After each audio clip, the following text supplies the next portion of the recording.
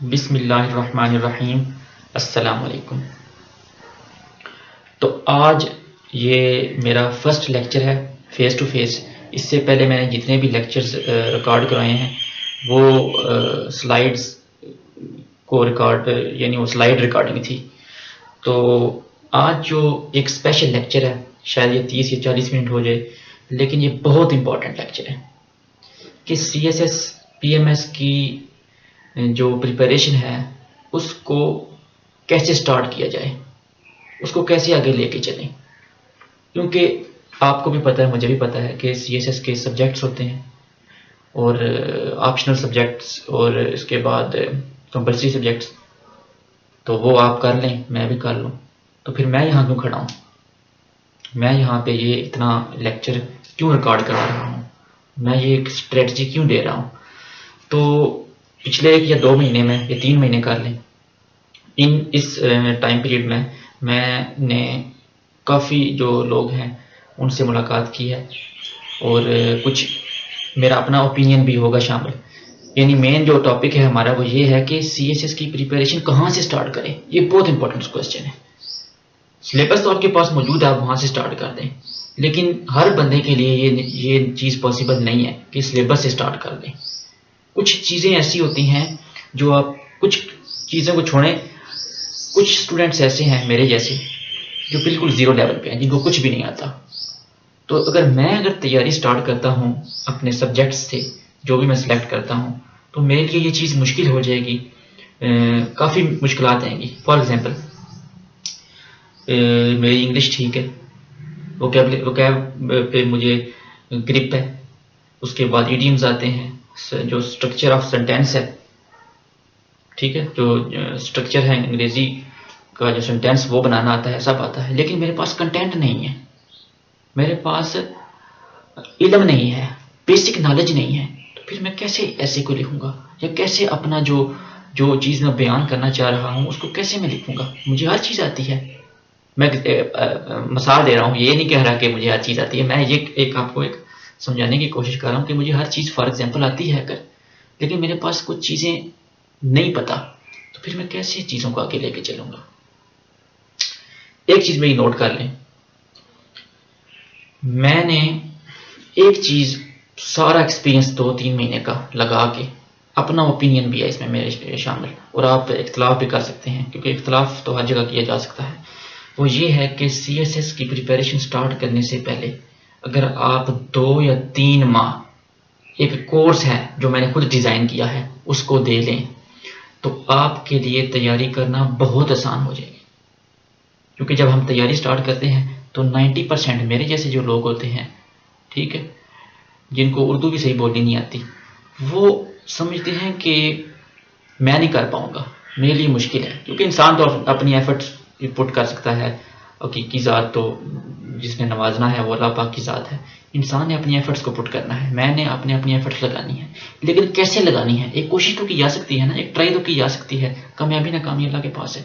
तो तैयारी स्टार्ट करने से पहले मैंने एक 2-3 माह का, मैक्सिमम 3 मंथ से ऊपर नहीं जाएगा, एक कोर्स रखा है। क्या कोर्स, क्या उस कोर्स में होगा? यानी आपके पास ऑप्शनल सब्जेक्ट भी आपने सेलेक्ट कर लिए, आपने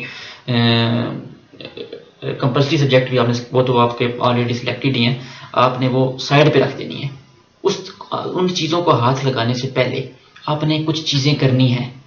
वो क्या हैं वो देखें, वो मैं आपने ये बहुत इंपॉर्टेंट लेक्चर है, आपने अगर ये मिस नहीं करना, लाजमी आप इसको सारा देखें और मुझे भी गाइड करें कि कैसे चीज़ों को लेके चलें। ये एक प्लान है, यानी जो बंदा ये 3 महीने लगा लेगा, 3 महीने का कोर्स होगा, 3 महीने में कुछ मैंने ना टॉपिक्स रखे हुए हैं, वो आपने पहले करने हैं। अपनी CSS की प्रिपरेशन स्टार्ट करने से पहले आपने अपनी पहले बुनियाद बनानी है, आपने अपनी एक फाउंडेशन को तैयार करना है, उस पर आपकी बिल्डिंग खड़ी होगी, ठीक है। आप 0 लेवल पे हैं और आप तैयारी स्टार्ट कर रहे हैं तो ये मुश्किल हो जाएगा आपके लिए। आपने सबसे पहले प्राइमरी चीज़ें करनी है, प्राइमरी बेसिक चीज़ें। तो उसको मैंने, इस कोर्स को मैंने डिवाइड किया है। आप खुद फील करेंगे यार ये चीज़ मेरे में है या ये चीज़ मेरे में नहीं है। तो बिलीव में, अगर आप ये चीज़ें कर लेंगे, पहले तैयारी स्टार्ट करने से पहले 2-3 माह ये लगा लेंगे, तो आप जब सिलेबस देखेंगे CSS को, आप तो इमेजिन करेंगे यार ये चीज़ें तो मुझे आती हैं ऑलरेडी, मुझे तो कुछ ना कुछ तो आइडिया है, अब तो मैं आराम से तैयारी कर सकता हूँ। यानी तैयारी करने में जो हर्डल्स आ रही हैं वो ख़त्म हो जाएंगी। कुछ टॉपिक्स आपने पहले ही करने हैं। फॉर एग्जांपल सबसे पहले जो मैं मेन सब्जेक्ट पे फोकस करूंगा वो है हिस्ट्री।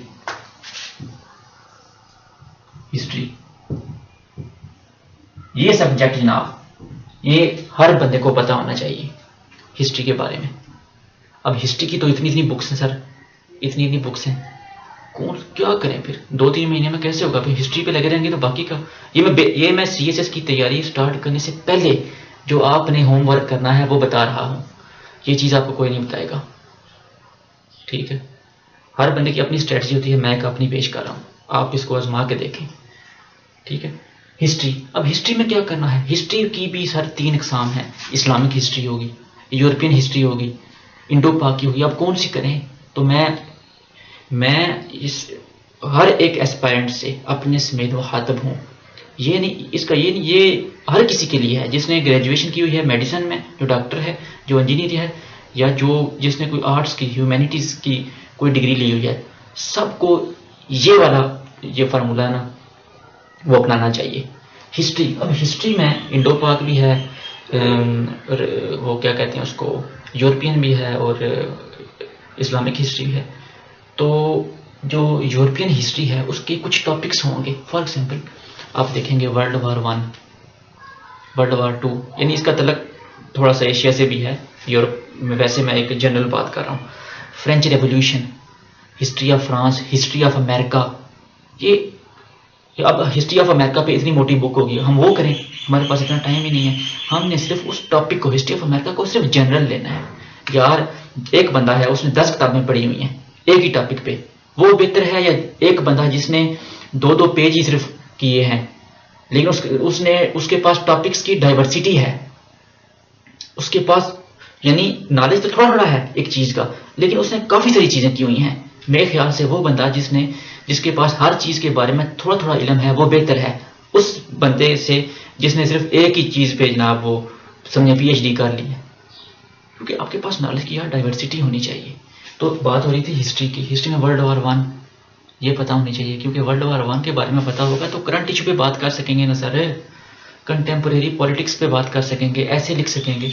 History is everything. देखें हिस्ट्री और ज्योग्राफी यार, ये जो 2 चीज़ें हैं, जो बंदा इन चीज़ों पे जो ग्रिप लगा गया उसके लिए काफ़ी आसानियाँ हैं। क्योंकि यार ज्योग्राफिकल बाउंड्रीज, ज्योग्राफी, ठीक है, वो ज्योग्राफी पे बाद में आते हैं, पहले हिस्ट्री को देख लेते हैं। हिस्ट्री पे बात हो रही थी, मैं पहले बता रहा हूँ लेक्चर थोड़ा सा लंबा होगा, लेकिन ये एक मेरा जो मकसद है ना उसका ये समझे थीम है ये कि मैंने करना क्या है।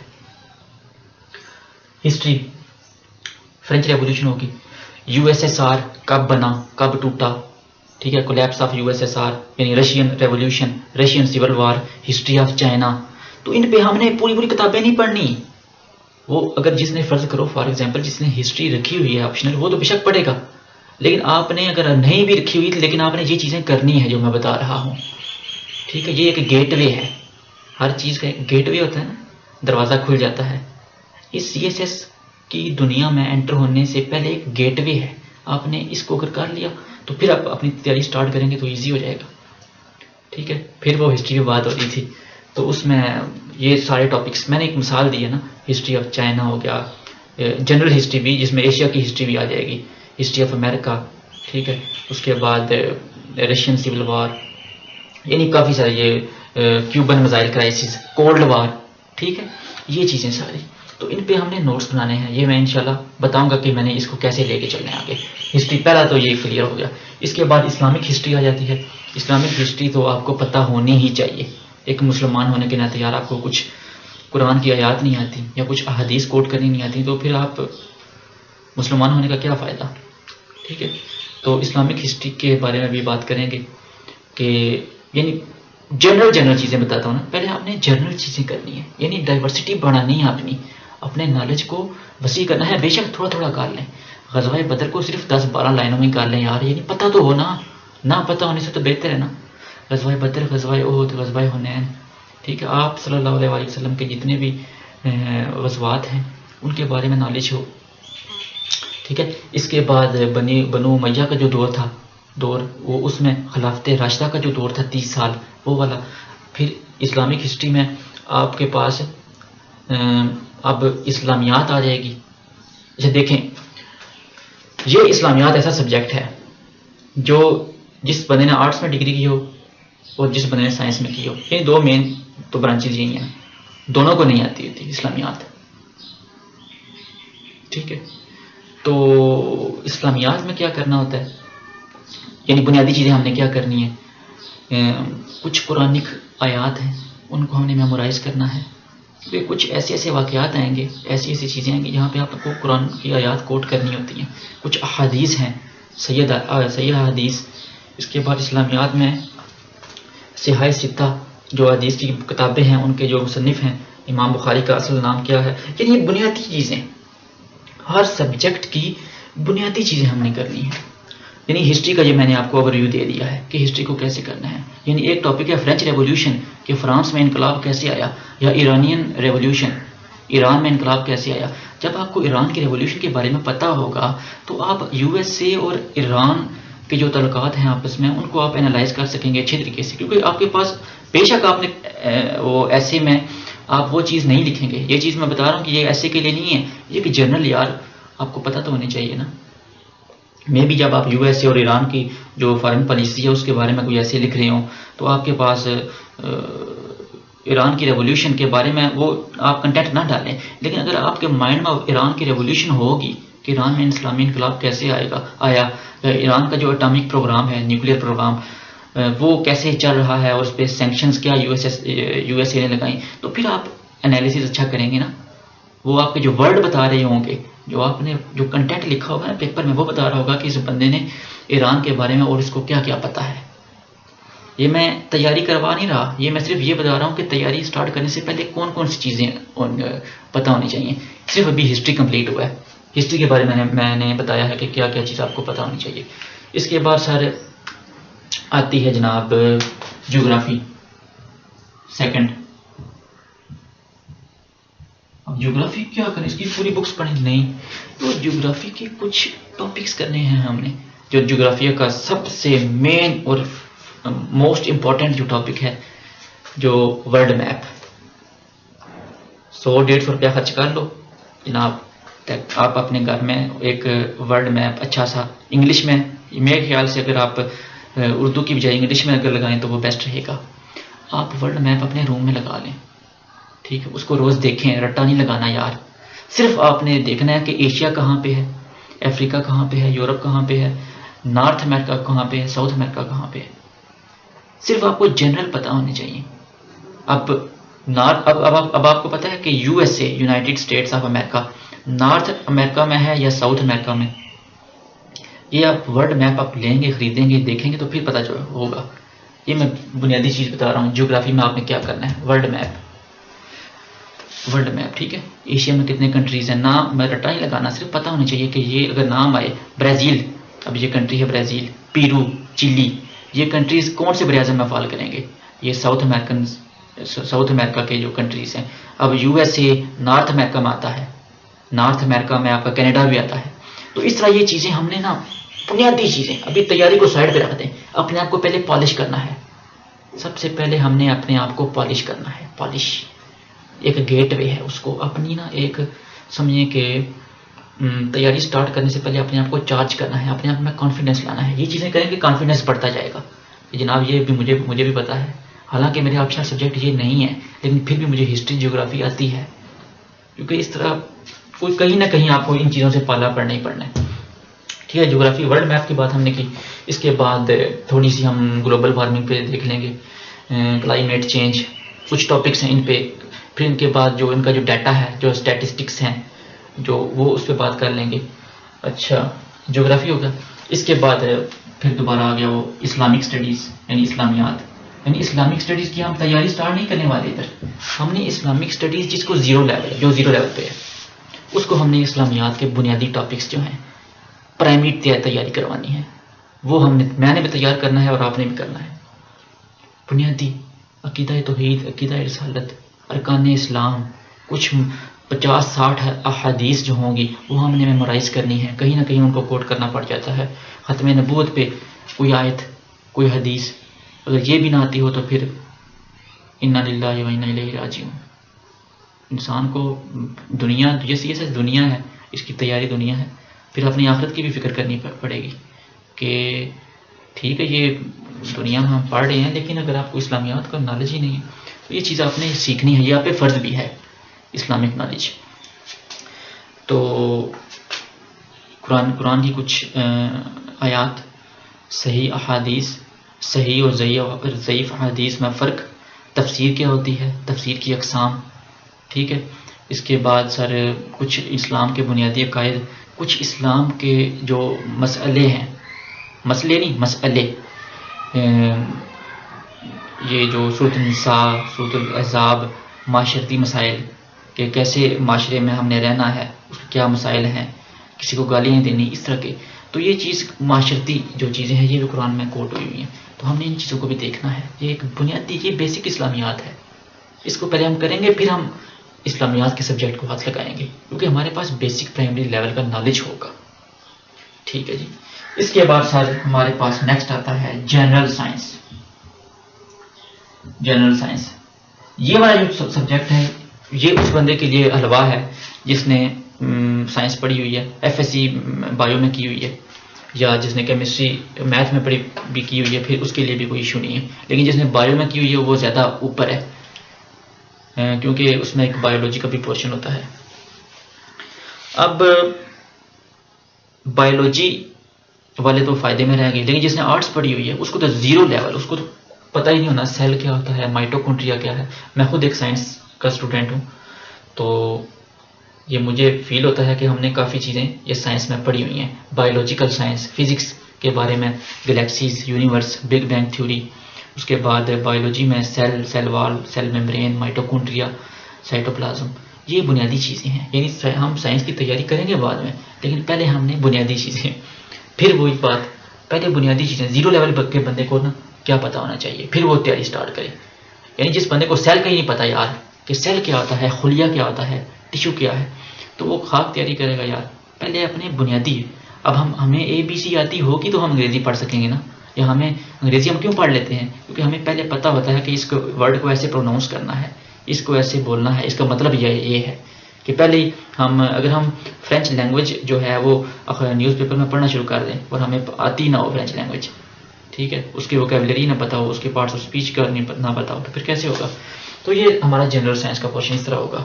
इसके भी कुछ 5-7 लेक्चर जितने भी मुझसे बने वो मैं पेश करूँगा इंशाल्लाह। ज़िंदगी होनी चाहिए इंसान की। अच्छा, ये हिस्ट्री होगी, geography, Islamic studies, general science. अब आगे जनाब इंग्लिश का एक छोटा सा पोर्शन, सबसे मुश्किल जनाब इंग्लिश,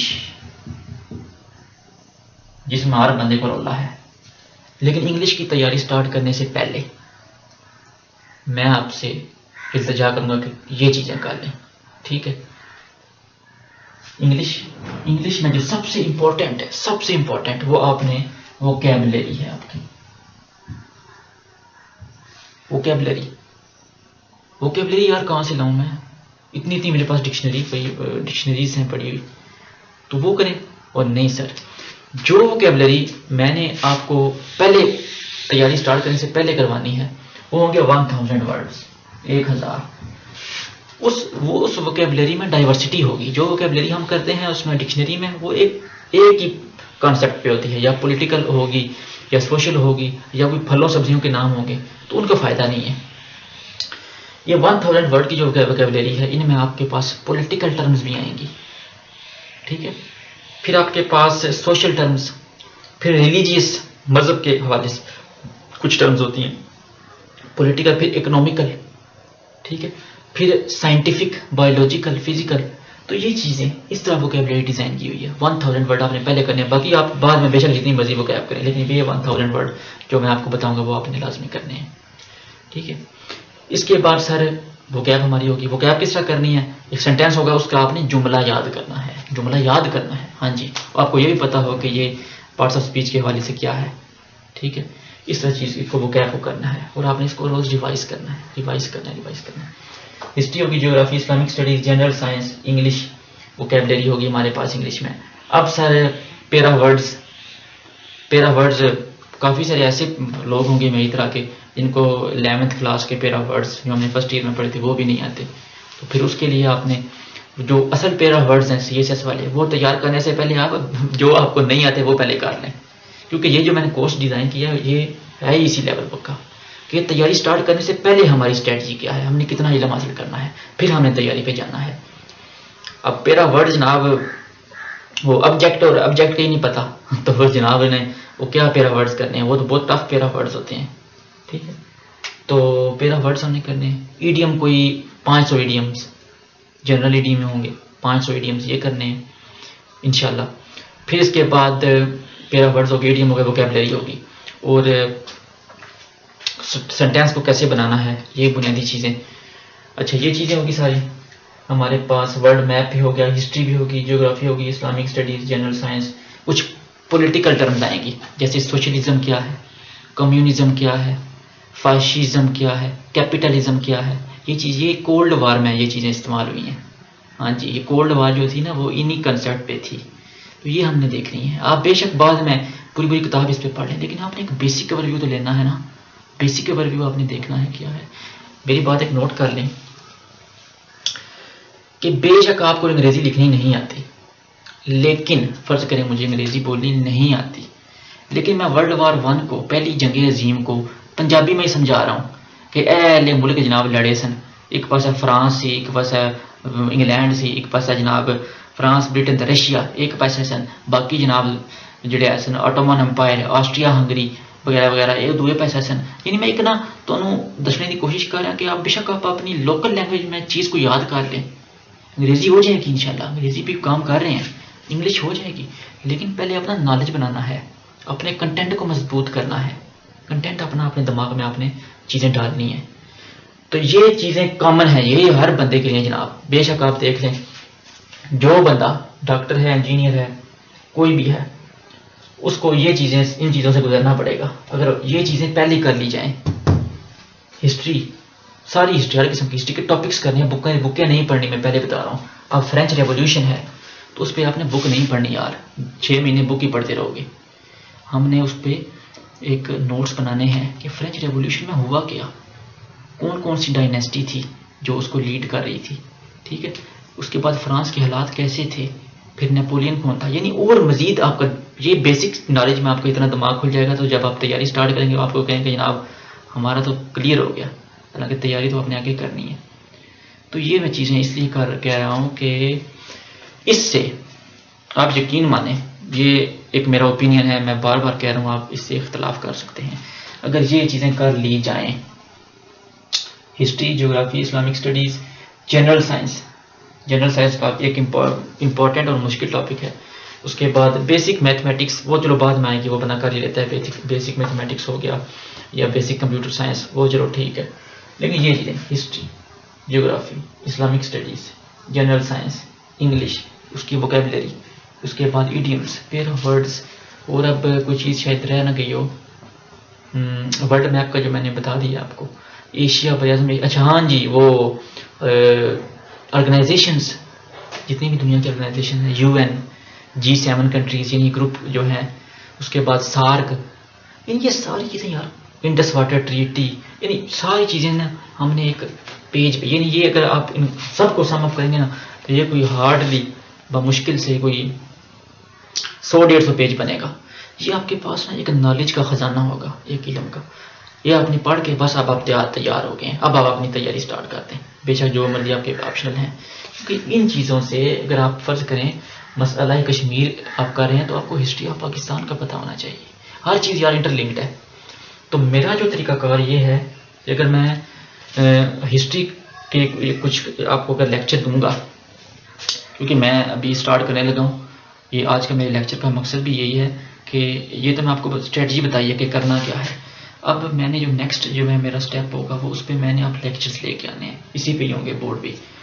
तो उसमें हिस्ट्री को मैंने ऐसे स्टार्ट करना है। अक्सर बंदे लोगों को गिला है कि हिस्ट्री को जब हम स्टार्ट करते हैं तो चीज़ें जो हैं वो मिक्सअप हो जाती हैं, यानी इंटरलिंक्ड होती हैं। यानी हम फ्रेंच रेवोल्यूशन पढ़ रहे हैं या हम ऑटोमन एम्पायर पढ़ रहे हैं, या हम यूएसएसआर के बारे में पढ़ रहे हैं, तो उसमें वर्ल्ड वार 1 का जिक्र आ गया।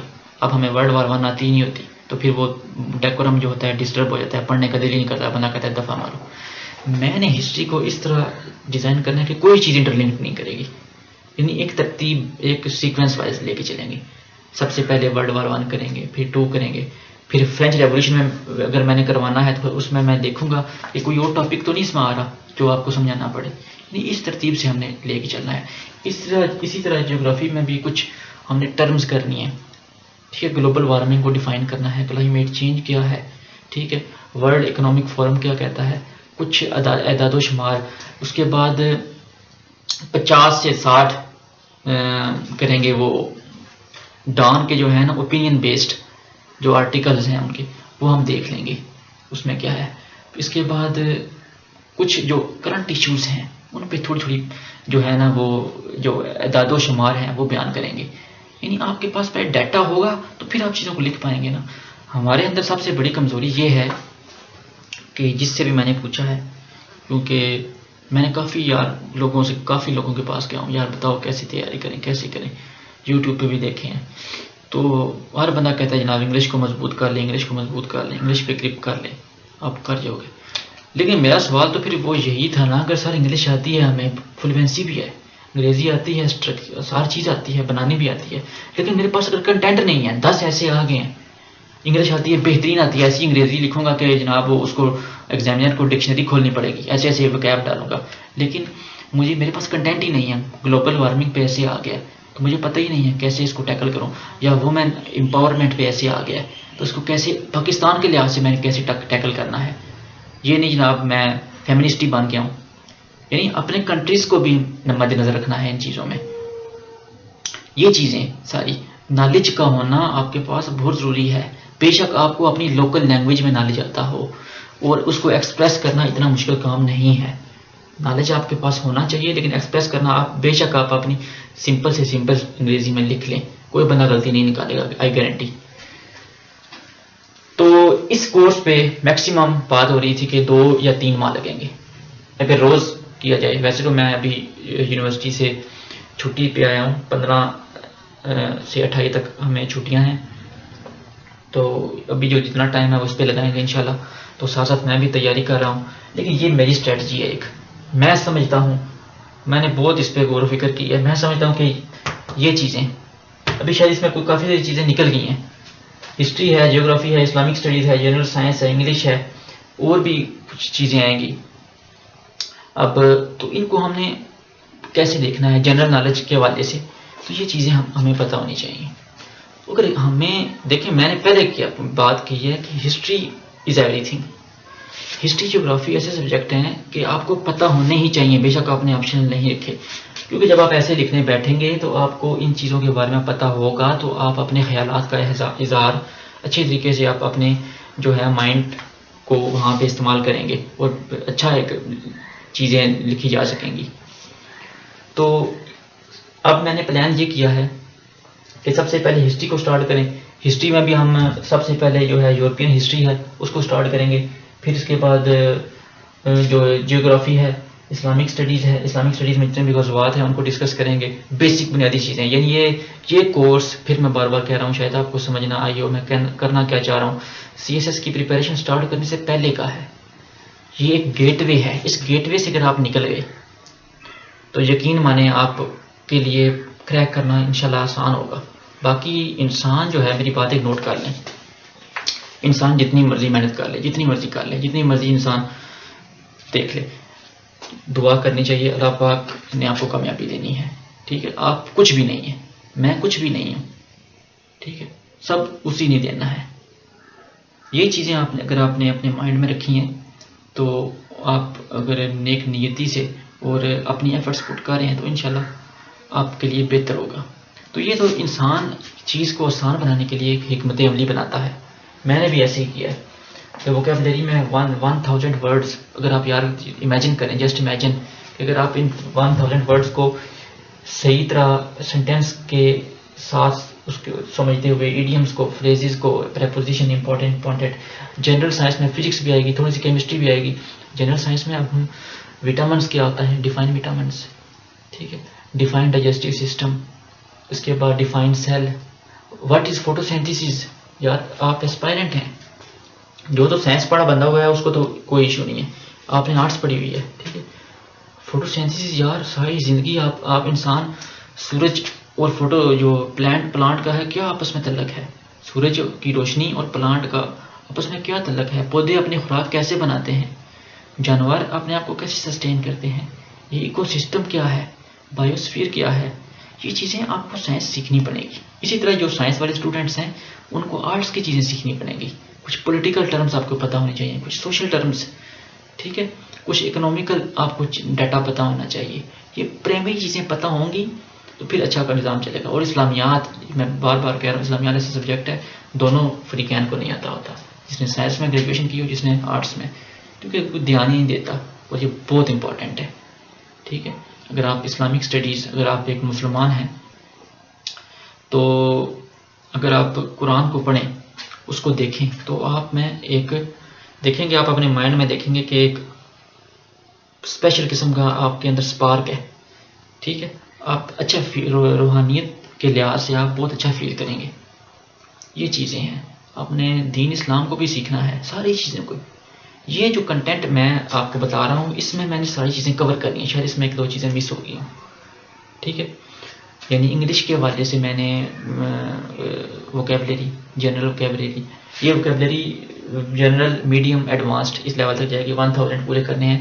फिर इसके बाद ईडियम्स, 500 ईडियम्स, 500-600 पेरा वर्ड्स, हिस्ट्री के टॉपिक्स करने हैं, बुकें नहीं पढ़नी, यानी हिस्ट्री के सारे टॉपिक्स, क्यूबन मिसाइल क्राइसिस क्या है, फ्रेंच रेवोल्यूशन क्या है, कोल्ड वार क्या है, सिविल वार क्या होती है, तो इस तरह इनके जो अदाद शुमार हैं, जो इनके ये चीज़ें सारी।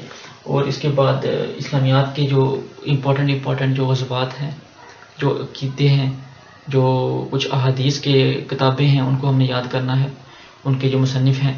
फिर इसके बाद इंग्लिश के हवाले से, तो ये 2 से 3 माह का ये एक प्रैक्टिस है। तो ये मैं बार बार कह रहा हूँ कि ठीक है, अगर कोई बंदा, माशाल्लाह अल्लाह पाक ने यार किसी को ब्रेन दिया है, दिमाग दिया है, तो हम तो सीधी सी बात है, गवर्नमेंट स्कूल गवर्नमेंट चीज़ है, हमारी तालीम है, तो ज़ीरो लेवल पे ही हैं, अपने आप को हम ज़ीरो लेवल पे समझते हैं, लेकिन इंसान एक कोशिश कर सकता है। तो ये मैंने इसलिए ये चीज़ डिज़ाइन की है। तो इसके हवाले से अगर आप मुझे कुछ सजेशन देना चाहें तो मुझे ज़रूर दें, क्योंकि मेरे ख्याल से अगर ये चीज़ें, इन चीज़ों पे पहले ग्रिप हो, अच्छी ग्रिप हो, बेसिक, मैं बार बार कह रहा हूँ, इन चीज़ों के, मैं सिर्फ इन चीज़ों पे फोकस नहीं कर रहा, मैं और भी कुछ चीज़ें कहना चाह रहा हूँ, और भी कुछ टॉपिक्स होंगे ऐसे, वो साथ साथ आते जाएंगे। यानी इसराइल कैसे वजूद में आया, ठीक है, उसकी जोग्राफिकल गज़ा स्ट्रिप क्या है, उसके बाद ईरान की जो स्टेट्स ऑफ हरमूज़ एंड जो ईरान की इतनी जोग्राफिकल इंपॉर्टेंस क्यों है, पाकिस्तान की इतनी जोग्राफिकल इंपॉर्टेंस क्यों है, रशिया अफगानिस्तान में क्यों घुसा, और यूएसए ने क्यों सपोर्ट किया अफगानिस्तान को रशिया को बाहर निकालने के लिए, इसमें जोग्राफी भी बहुत इंपॉर्टेंट है, ठीक है। तो ये चीज़ें हमने देखनी है, तो इस चीज़ को हम पूरा एक सम अप करेंगे, फिर आप अपनी तैयारी स्टार्ट करेंगे तो आप देखेंगे कि ये जो चीज़ें मैंने बताई हैं, इनमें हर चीज़ तो आपका बेसिक नॉलेज आपको ऑलमोस्ट हो गया है। मैं ये नहीं चाह रहा कि जब आप तैयारी स्टार्ट करें, मैं तैयारी स्टार्ट करूं तो फिर मुझे अपनी बेसिक्स क्लियर करनी पड़े। अभी टाइम है, 2-3 माह लगा लेते हैं, तो इस पे मैं अब जो लास्ट बस मेरा जो चीज़ है ये है कि ये मैं लेक्चर रिकॉर्ड करूँगा फ्रेंच रेवोल्यूशन के बारे में, मुझसे जितना हो सका, जितने भी उसकी इंपॉर्टेंट चीज़ें हैं उसको मैं अब यहाँ पे नोट कराऊँगा। फिर इसके बाद नोट, या मैं शायद आपको ज़बानी बोलूँ, और जो पॉइंट इंपॉर्टेंट होगा वो यहाँ पे मैं इसको लिख दूँगा, और मेरे पास कुछ 2-4 पेज होंगे जिन पे मैंने सारा डाटा लिखा होगा, वो मैं आपको PDF बना के सेंड कर दूँगा, तो आप उसको देख लेंगे। तो ये एक प्रैक्टिस होगी, बहुत इसमें इंशाल्लाह प्रोडक्टिव होगा ये सेशन। तो फिर आप देखेंगे कि कैसे तैयारी होती है। और मैंने बार बार कह रहा हूँ कि कामयाबी नाकामी अल्लाह के पास है, इंसान अपनी एफर्ट्स पुट कर सकता है, तो हमने अपनी एफर्ट्स लगानी होती हैं, बस दैट्स इट। और ये चीज़ें इंपॉर्टेंट है, बार बार कह रहा हूँ, हर बंदे के लिए इंपॉर्टेंट है, जिसने हिस्ट्री रखी है नहीं रखी, जिसने कोई साइंस के सब्जेक्ट रखने हैं, केमिस्ट्री रखनी है, ज़ूलॉजी रखनी है, या जिसने पंजाबी रखनी है, उसको ये चीज़ें पता होनी चाहिए कि कहीं ना कहीं आपको पाला पड़ना है, ठीक है। CSS की प्रिपरेशन स्टार्ट करने से पहले आपको ये चीज़ें पता होनी चाहिए पहले, ठीक है। तो पता होने से मुराद ये नहीं है कि आपने इन पे किताबें पढ़ देनी है, ये नहीं। हमने तैयारी स्टार्ट करने से पहले कोर्स एक डिज़ाइन करना है जिसमें हर चीज़ थोड़ी थोड़ी हमें पता हो। ये मेरी चीज़ आप बात नोट कर लें। एक बंदा है, मैं बार बार ये मैं कह रहा हूँ, ये चीज़ मुझे बहुत पसंद आई। एक बंदा है जिसको एक ही चीज़ पे बहुत कुछ आता है, और एक बंदा है जिसको हर चीज़ पे थोड़ा थोड़ा आता है। तो वो बंदा बेहतर होगा, वो एटलीस्ट यार वो अपने आप को एक्सप्रेस तो कर सकेगा ना यार। अगर कोई बंदा आपसे कोई क्वेश्चन कर रहा है, सर ये आप मुझे बताएं सर कोल्ड वॉर क्या है, तो आप कहेंगे I don't know sir, sorry sir, तो आपकी सॉरी चल तो जाएगी। लेकिन यार अगर आपको थोड़ा सा उसके बारे में जितना भी पता है वो बता देंगे तो ये चीज़ अच्छी तरह सवर की जाती है। तो हमने चीज़ पहले, हमारा जो मेन टारगेट है, हम जाएंगे अपने आप को परफेक्ट जो रास्ता है उस पर लेके जाने की कोशिश करेंगे ना। यानी एक बंदा चाहता है कि मुझे इस चीज़ का बहुत ज़्यादा नॉलेज आ जाए, तो हम उस तरह बांध तो नहीं सकते, ये तो चीज़ इम्पॉसिबल है, लेकिन हम कोशिश तो कर सकते हैं ना। तो उसके लिए हम सबसे पहले अपनी बुनियादी चीज़ें कवर करेंगे। बुनियादी चीज़ें, हमें हर चीज़ के बारे में थोड़ा थोड़ा पता हो, कोल्ड वॉर का थोड़ा सा पता हो, क्योंकि ये बहुत इसका टाइम पीरियड बहुत ज़्यादा है, ठीक है। 91 पे जाके ख़त्म हुई है कोल्ड वॉर, 45। तो ये फिर बात वही आ गई कि चीज़ को हमने थोड़ा थोड़ा करना है हर चीज़, लेकिन पता सबका हो, ठीक हो क्या। साइंस भी पता होनी चाहिए, जनरल साइंस, ये चीज़ें वो हैं जो हर बंदे को पता होनी चाहिए। General science, general Islamic studies, basic geography, basic history of Indo पाक, इस पर भी एक जनरल सीरीज़ लेके आएंगे, यानी जनरल बिल्कुल। फिर उसके बाद आप तैयारी में एडवांस्ड और मीडियम लेवल पे अपनी तैयारी स्टार्ट करें, यानी अपनी लोकल लैंग्वेज में ही आपको यार इल्म हो तो आप अंग्रेज़ी में उसको एक्सप्रेस कर लेंगे। लेकिन अगर नॉलेज नहीं है, मेरा वही नारा है कि अगर आपके पास कंटेंट ही नहीं है यार, तो फिर आप इंग्लिश को आपने क्या करना है। यानी इस चीज़ पे आपको मुझे कंटेम्पलेट या गौर व फिक्र करने की ज़रूरत है। तो कोशिश करेंगे इंशाल्लाह। नेक्स्ट मैं अब हम लेक्चर में इस पे डालूँगा, तो आप उसको देख लेंगे। तो इंशाल्लाह नेक्स्ट जो होगा, ये तो आज इंट्रोडक्टरी था। पहले जितने भी मैंने लेक्चर्स रिकॉर्ड कराए हैं, जितने भी कराए हैं, उनमें मैंने स्लाइड्स को किया है। तो अभी मुझे ये आइडिया आया है कि एक तो फेस टू फेस करना है काम, और दूसरा यानी ये जो चीज़ मैं बता रहा हूँ शायद ही आपको किसी ने बताई हो। हर बंदा आपको वो डायरेक्ट CSS वाली जनाब वो चाड़ देता है। यानी फॉर एग्जांपल देखें, एक इस डायग्राम की मदद से आप इसको समझने की कोशिश करें। ये एक मिनट, डायग्राम की मदद से ये आप खड़े हैं सर, ये आप खड़े हैं, ये आपकी CSS का कंटेंट है, CSS का कंटेंट या सिलेबस पड़ा हुआ है, और ये आपका गोल है। आप एग्जाम को क्रैक करके यहाँ पे आपने पहुंचना है, यानी ये यहाँ से लेकर यहाँ तक आपका सफर है, ठीक है। यहाँ पे आपका कंटेंट है, आप 0 लेवल पे हैं। बीच में ये टाइम शीट है, मैं इसकी बात कर रहा हूँ, प्री CSS। ये शायद ही कोई बताएगा, शायद ही, लेकिन ये मुझे एक आइडिया आया है। आपने इस पे मुझे बताना है कि क्या ये चीज़ सही है, ठीक है। क्योंकि काफ़ी सारे लोग होते हैं, क्योंकि हर बंदे के पास प्रोफेशनल डिग्रीज ही होती हैं, तो ये चीज़ें नहीं पता होती, वो डायरेक्ट इस पे जाते हैं। अब अगर बंदा इस जो है पैसेज वे से हो के इधर जाएगा, वो आसानी से काम करेगा, या वो बना जिसको हम इधर से उठा के, वो काबिल इस चीज़ का था, उसको ये चीज़ें पता होनी चाहिए थी, उसको हम डायरेक्ट इधर फेंक देंगे, तो उसके लिए मुश्किल आ जाएगी, डिफिकल्टी होगी। जो बंदा यहाँ से जाएगा ना, वो 0 लेवल से जाएगा, 0 1 2 3 4 5, ये 6 लेवल है, 7 8 9। हम 0 लेवल के बंदे को हम लेवल 7 पे डाल रहे हैं, तो बाकी चीज़ें उसको कौन सिखाएगा।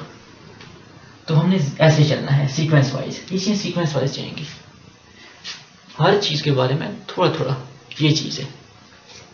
तो इंशाल्लाह नेक्स्ट में हम लेके आएंगे चीज़ें सारी, वो इस तरह आप जब आपके पास लेक्चर आएगा तो फिर आपको अंदाज़ा होगा कि कैसे हमने इसको करना है। तो फिर आप जब 2 या 3 महीने ये लगा के आप अपना काम स्टार्ट करेंगे, तो यकीन माने इंशाल्लाह बहुत आसानी होगी। आप फील करेंगे कि यार ये तो बहुत बेहतरीन रहा, क्योंकि जब हम ऐसे की तैयारी स्टार्ट करने बैठते हैं तो ज़्यादातर ऐसे पॉलिटिकल भी होते हैं या सोशल लेवल पे आ जाते हैं या इंटरनेशनल कुछ आ जाते हैं ग्लोबल, तो उसमें कुछ हिस्टोरिकल टर्म्स आ जाती हैं या कुछ पॉलिटिकल टर्म्स आ जाती हैं या कुछ क्या कहते हैं एरा ऑफ इनलाइटनमेंट या इस तरह की कुछ काफ़ी सारी चीज़ें आ जाती हैं। तो फिर बंदा यार उनको देखेगा या अपना ऐसे तैयार करेगा। बुनियादी चीज़ों को पहले कवर करना है, फिर आपने उधर जाना है नेक्स्ट में। तो इंशाल्लाह नेक्स्ट लेक्चर में जो हमारा होगा ये गेटवे जो है, हमने इसको क्रॉस करके फिर अपनी प्रिपरेशन पे जाएंगे। ठीक है, ओके, अल्लाह हाफिज़।